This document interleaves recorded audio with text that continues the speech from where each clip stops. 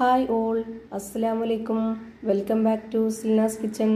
ഇന്നത്തെ റെസിപ്പി ഭയങ്കര വെറൈറ്റി ആയിട്ടുള്ള എന്നാൽ നല്ല സിമ്പിളായിട്ടുള്ള ഒരു അടിപൊളി ഈവനിങ് സ്നാക്സിൻ്റെ റെസിപ്പിയാണ്. എണ്ണയിലൊന്നും പൊരിക്കാതെ എത്ര കഴിച്ചാലും മതി വരാത്ത ഒരു സ്പോഞ്ച് പോലത്തെ പഞ്ഞ് പോലത്തെ ഒരു അടിപൊളി പലഹാരമാണ്. കുട്ടികൾക്കും വലിയവർക്കൊക്കെ ഒരുപോലെ ഇഷ്ടമാവും. ഭയങ്കര സിമ്പിളായിട്ടുള്ള ഒരു റെസിപ്പിയാണിത്. അരിപ്പൊടി കൊണ്ടാണ് ഈ ഒരു രീതിയിൽ തയ്യാറാക്കി എടുത്തിട്ടുള്ളത്. നല്ല സ്പോഞ്ച് പോലെ പഞ്ഞ് പോലെ ഇരിക്കുന്ന ഒരു പലഹാരമാണ്. അപ്പോൾ ഇതെങ്ങനെയാണ് തയ്യാറാക്കുന്നതെന്ന് അറിയാനായിട്ട് വീഡിയോ സ്കിപ്പ് ചെയ്യാതെ മുഴുവനായിട്ടൊന്ന് കണ്ടു നോക്കണേ.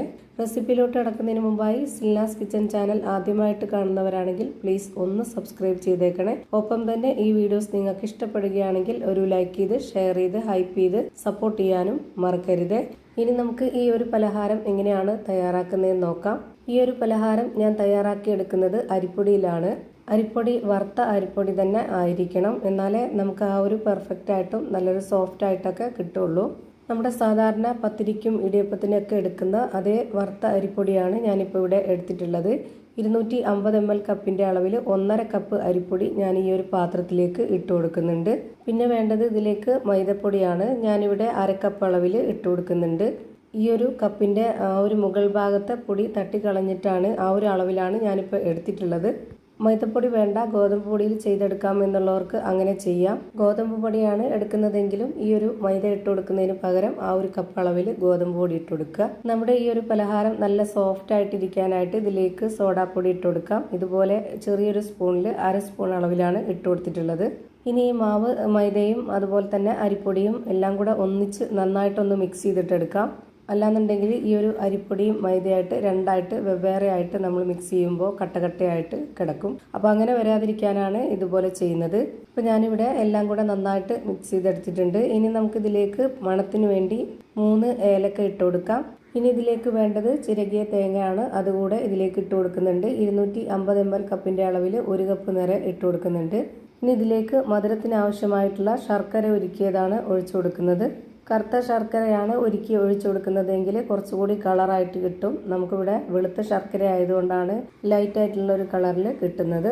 200 ഗ്രാം ശർക്കര 250 ml കപ്പിൻ്റെ അളവിൽ ഉരുക്കിയെടുത്തിട്ടാണ് ഇപ്പോൾ ഇതിലേക്ക് ഒഴിച്ചു കൊടുത്തിട്ടുള്ളത്. മധുരം ഓരോരുത്തരുടെയും ഇഷ്ടത്തിനനുസരിച്ച് കൂട്ടുകയും കുറയ്ക്കുകയൊക്കെ ചെയ്യാവുന്നതാണ്. ഇത് അത്യാവശ്യം നല്ല മധുരത്തിലാണ് ഞാൻ ചെയ്തെടുക്കുന്നത്. ഇനി ഇതിലേക്ക് ഇളം ചൂടുള്ള പശുവിൻ പാലാണ് ഒഴിച്ചു കൊടുത്തിട്ടുള്ളത്. 250 ml കപ്പിൻ്റെ അളവിൽ 1 കപ്പ് ഒഴിച്ചു കൊടുത്തിട്ടുണ്ട്. ഇനി ഇതിൻ്റെ മധുരത്തിനെ ഒന്ന് ബാലൻസ് ചെയ്യാനായിട്ട് ഒരു നുള്ളു ഉപ്പും കൂടെ ഇട്ട് കൊടുത്തതിന് ശേഷം ഇതുപോലൊരു വിസ്ക് വെച്ചിട്ട് നന്നായിട്ട് ഇളക്കി യോജിപ്പിച്ച് കൊടുക്കാം. ഇനി ഇതിലേക്ക് വേറെ വെള്ളമൊന്നും ഒഴിച്ചു കൊടുക്കേണ്ടതില്ല. നമ്മൾ 1 കപ്പ് പാലും അതുപോലെ തന്നെ 1 കപ്പ് ശർക്കര ഉരുക്കിയതും ഒഴിച്ചു കൊടുത്തിട്ടുണ്ട്. ഒരുപാട് ലൂസായിട്ട് ഇരിക്കരുത് ഈ ഒരു മാവ്. ഇപ്പോൾ ഇത് നിങ്ങൾക്ക് കാണുമ്പോൾ തന്നെ മനസ്സിലാവുന്നുണ്ടാവും. ഞാനിപ്പോൾ ഒരു കയ്യിൽ വെച്ചിട്ട് കോരി കാണിച്ചു തരാം. ഈ പലഹാരത്തിന് മാവ് തയ്യാറാക്കി എടുക്കുമ്പോൾ ഈ ഒരു പരുവത്തിലായിരിക്കണം കിട്ടേണ്ടത്. ഇപ്പോൾ ഇതാണ് ഇതിൻ്റെ കറക്റ്റ് ആയിട്ടുള്ള പരുവം. കുറച്ച് കട്ടിയിലാണ് ഈ മാവ് റെഡിയാക്കി എടുക്കേണ്ടത്. ഇനി ഇത് ആവിയിൽ വേവിച്ചെടുക്കുന്നവർക്ക് അങ്ങനെ ചെയ്യാം. അതല്ലാന്നുണ്ടെങ്കിൽ എണ്ണയിൽ ഫ്രൈ ചെയ്തെടുക്കണമെന്നുണ്ടെങ്കിൽ ഒരു കയ്യിൽ മാവ് കോരി ഒഴിച്ച് അങ്ങനെ ഫ്രൈ ചെയ്തെടുക്കാം. ഞാനിവിടെ ചെയ്യുന്നത് ഇതുപോലെ ഒരു ഇരുമ്പിൻ്റെ ചീനച്ചട്ടി എടുത്തിട്ട് അത് സ്റ്റൗവിലേക്ക് വെച്ച് ഫ്ലെയിം ഓണാക്കിയതിന് ശേഷം നന്നായിട്ടൊന്ന് ചൂടായിട്ട് വരുന്ന സമയത്ത് ഇതിലേക്ക് നെയ്യോ അല്ലാന്നുണ്ടെങ്കിൽ ബട്ടറോ അതും അല്ലാന്നുണ്ടെങ്കിൽ ഓയിലോ ഒന്ന് മുഴുവനായിട്ടും സ്പ്രെഡ് ചെയ്ത് കൊടുക്കുക. ലോ ഫ്ലെയിമിലിട്ടിട്ട് വേണം ഈ മാവ് ഇതിലേക്ക് ഒഴിച്ചു കൊടുക്കാനായിട്ട്. ഇപ്പോൾ ഫുള്ളായിട്ടും മാവ് ഒഴിച്ചു കൊടുത്തിട്ടുണ്ട്.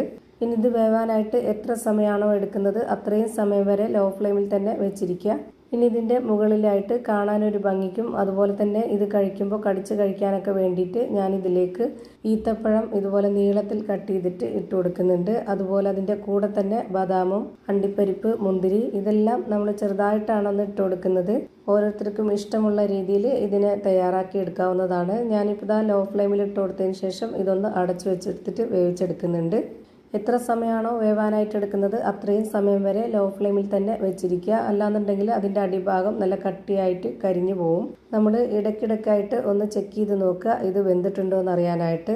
ഇപ്പോൾ 1 മണിക്കൂറിൻ്റെ പുറത്തായിട്ടുണ്ട് ഇത് വെന്ത് കിട്ടാനായിട്ട്. അപ്പോൾ ഈ ഒരു പലഹാരം റെഡിയായി കിട്ടിയിട്ടുണ്ട്. നല്ല സ്പോഞ്ച് പോലെ ഇരിക്കുന്ന പഞ്ഞ് പോലെ ഒരു അടിപൊളി പലഹാരം റെഡിയായി കിട്ടി. വീട്ടിൽ വരുന്ന ഗസ്റ്റുകൾക്കോ അല്ലാന്നുണ്ടെങ്കിൽ നമ്മുടെ കുട്ടികൾക്കൊക്കെ ഈ ഒരു രീതിയിൽ ഒന്ന് തയ്യാറാക്കി കൊടുത്തു കഴിഞ്ഞാൽ പാത്രം കാലിയാവുന്നത് അറിയില്ല. അത്രയും ടേസ്റ്റി ആയിട്ടുള്ള പഞ്ഞ് പോലൊരു പലഹാരമാണ്. ഇതിൻ്റെ അകമൊക്കെ എങ്ങനെയാണ് ഇരിക്കുന്നതെന്ന് അറിയാനായിട്ട് ഞാനിപ്പോൾ ഇതൊന്ന് കട്ട് ചെയ്ത് കാണിച്ചു തരുന്നുണ്ട്. ഉള്ളൊക്കെ നന്നായിട്ട് വെന്ത് കിട്ടിയിട്ടുണ്ട്. അപ്പോൾ ഇത്രയേ ഉള്ളൂ ഇന്നത്തെ വീഡിയോ ഇഷ്ടമായാൽ ലൈക്ക് ചെയ്യാനും കമൻറ്റ് ചെയ്യാനും ഷെയർ ചെയ്യാനും മറക്കരുത്. അതുപോലെ തന്നെ ഞാനിടുന്ന പുതിയ വീഡിയോസ് നോട്ടിഫിക്കേഷനായിട്ട് കിട്ടുന്നതിന് വേണ്ടി സബ്സ്ക്രൈബ് ചെയ്ത് ബെല്ലൈക്കൺ അമർത്തി അതിൽ ഓൾ എന്ന ഓപ്ഷൻ എനേബിൾ ചെയ്ത് കൊടുക്കാനും മറക്കരുത്. പുതിയൊരു വീഡിയോയുമായി വീണ്ടും വരും. Thank you for watching.